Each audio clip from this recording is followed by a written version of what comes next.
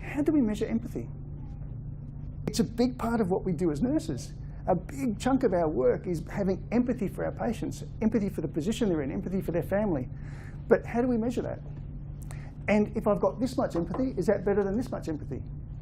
It doesn't really measure, does it? So what we need to think about is, what are the things that we can measure?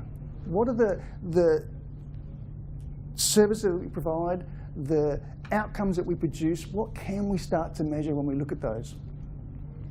We can do things like creating benchmarks. So currently I'm actually creating some benchmarks around maternity care for international students. And it's not difficult to do, but it does take a change in your thinking as to how am I going to actually measure this? What sort of criteria can I actually say, this is better than last year, or this has increased from last year, or this has decreased? What are the things that we can measure? So it takes a little bit of a time to maybe step back out of your roles and look at what you're doing, what are you providing, what are your goals of the service that you're running, and what are some of the things in that service that you can actually start measuring? Is it throughput? Is it the number of patients that bounce back with an infection? Is it your readmission rates? What is it that we can actually measure? And there's a lot of things that we can measure.